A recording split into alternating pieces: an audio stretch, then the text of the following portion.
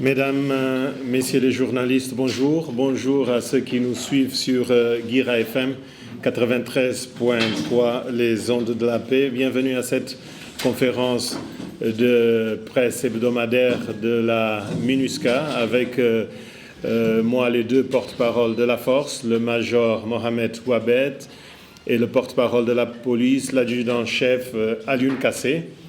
Nous commençons avec quelques images de la semaine qui ont fait ou qui vont faire l'actualité. Sur celle-ci, deux photos concernant la commémoration du 59e anniversaire de l'indépendance de la République centrafricaine.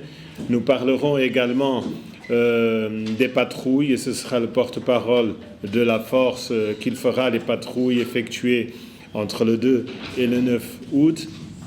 Nous évoquerons également par rapport aux patrouilles, quelques images sur cette slide à Birao avec les casques bleus zambiens. Nous parlerons, et c'est la police qui le fera, de la formation des éléments FACA, gendarmes et policiers qui devront intégrer les USMS. Ils ont eu une première formation à Bangui. Nous évoquerons également, comme on le fait toutes les semaines, les statistiques des incidents de violation et abus des droits de l'homme entre le 8 et le 13 août, avec les données au cours de la semaine écoulée.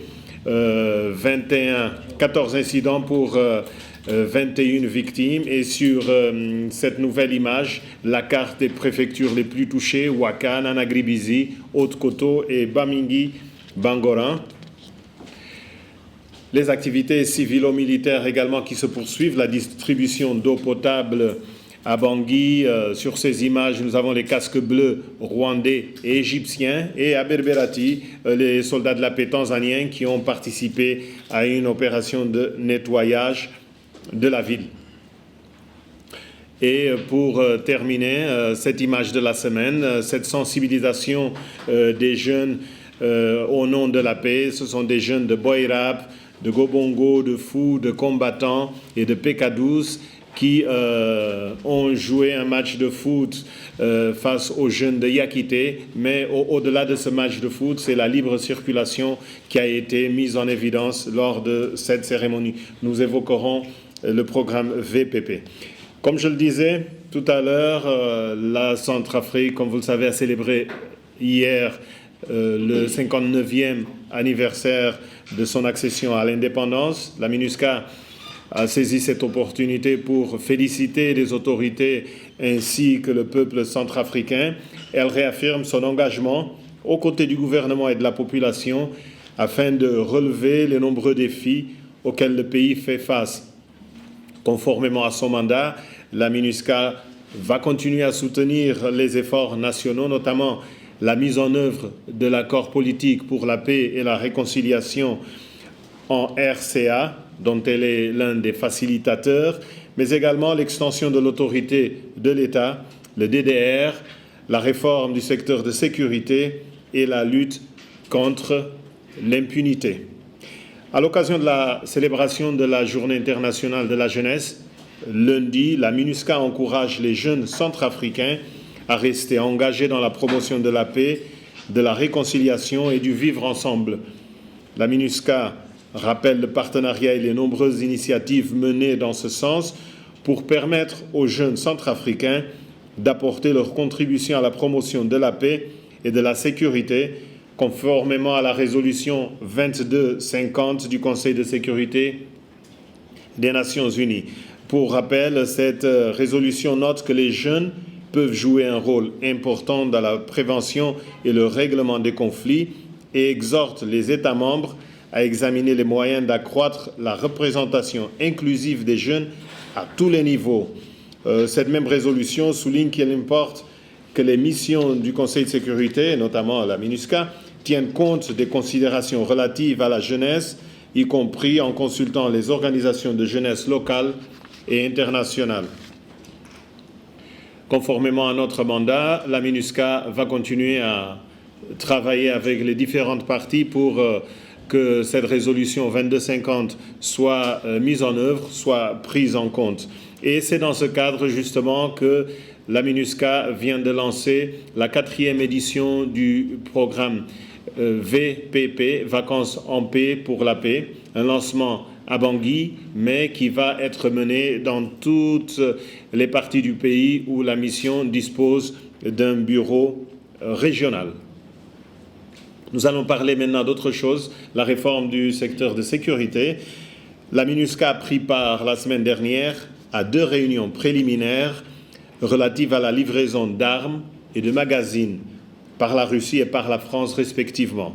La réunion sur la livraison russe tenue le 8 août, c'est-à-dire jeudi dernier, a réuni également les représentants du ministère de la Défense nationale, de la Commission nationale de lutte contre la prolifération des armes légères et de petit calibre, de l'EUTM et d'UNMAS. Lors de cette réunion, une demande a été adressée par le gouvernement centrafricain à la MINUSCA pour la mise en place d'un dispositif sécuritaire lors du déchargement et du transport des armes russes.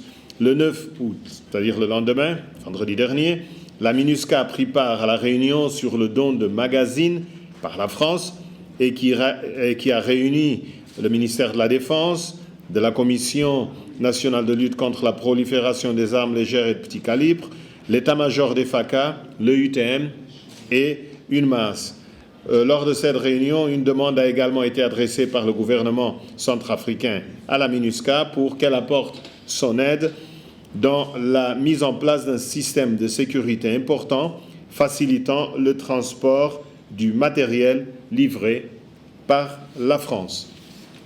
Enfin, les droits de l'homme au cours de la période entre le 8 et le 13 août, la MINUSCA a documenté 14 incidents d'abus et de violation des droits de l'homme ayant affecté au moins 21 victimes, 4 préfectures particulièrement touchées, la Ouaka, la Nana-Gribizi, le Bamingui-Bangoran et la Haute-Koto. Et parmi les auteurs concernés par ces abus et violations, en tête l'UPC, des Anti-Balaka, une faction ex-Seleka non identifiée, le 3R, des Fulani armés, les FPRC et un groupe armé non identifié, ainsi que des agents de l'État. Les violations enregistrées autour de cette période sont notamment des meurtres, des violences sexuelles liées au conflit, 4 incidents qui ont affecté 9 victimes, ainsi qu'une attaque contre des humanitaires qui a touché 2 personnes. Sur ce, je me tourne vers mon collègue de la force, le major Wabeb, pour le rapport hebdomadaire de cette institution. Merci, M. Vladimir. Chers journalistes, chers auditeurs, auditrices de Guéra FM, bonjour. La situation sécuritaire est globalement stable à travers l'ensemble du territoire national. Dans la zone ouest, la force reste vigilante et met ses activités opérationnelles destinées à protéger les civils, notamment les opérations Poupou, Baronga, Tongo, Djinjit et Bedogo, dans le but d'anticiper toute forme d'insécurité. Dans cette région, 773 patrouilles ont été opérées pour le renforcement de la sécurité. À Bangui, la MINUSCA continue d'intensifier les patrouilles de jour comme de nuit, afin de sécuriser certains lieux publics et de culte pour prévenir tout incident et crime dans la capitale. La semaine écoulée, 385 patrouilles ont été menées dans la ville, notamment au 2e, 3e, 4e, 5e et 8e arrondissement. Dans la région centre, les casques bleus effectuent leur patrouille de domination de terrain sur les axes et localités de Batangafou, Bambari, Ipi, Alindao, Mobaye et Kwango, dans le but de prévenir toute violence contre la population civile. 700 patrouilles ont été lancées dans le centre durant la semaine passée. À l'est, Abria, Bangasso, Rafai, Djema, Nzako, Mboki et Obo. Des patrouilles terrestres et aériennes sont conduites pour prévenir et sécuriser la population locale et empêcher les groupes armés de commettre des actes de violence contre les civils. Des patrouilles conjointes avec les FACA sont également conduites. En tout, 702 patrouilles ont été conduites sur l'ensemble de cette région. Pendant la semaine écoulée, 2558 patrouilles terrestres et aériennes ont été effectuées sur l'ensemble du territoire national dans le cadre du renforcement de la sécurité.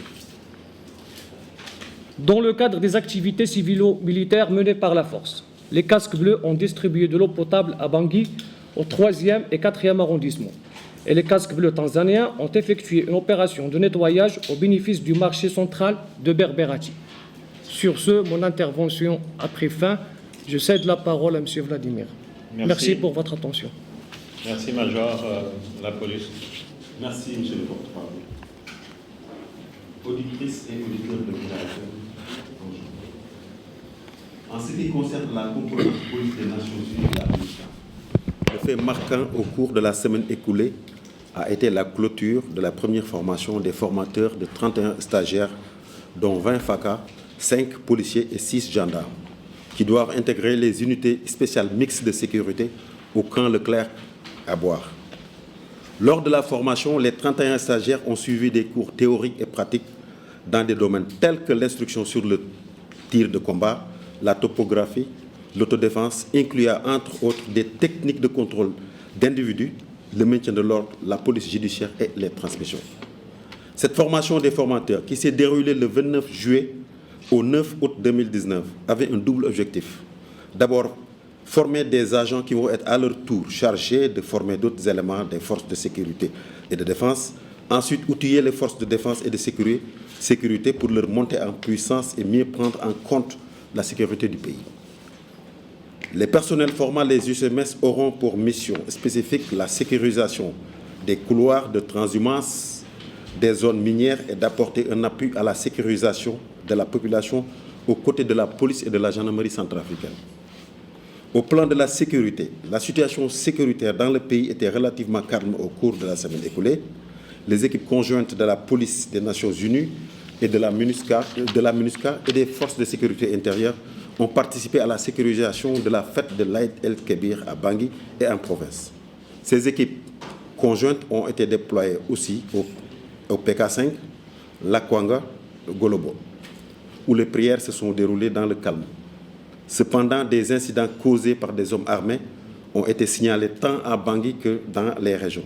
Il s'agit d'un cas de cambriolage dans un domicile au 3e arrondissement de Bangui, un cas d'attaque à main armée contre 2 véhicules de transport à Bokoranga, 5 cas de vol à main armée à Kagabandoro, un cas de vol à main armée à Bata Ngafo et un cas de vol de 2 motos à l'hôpital préfectoral de Pawa.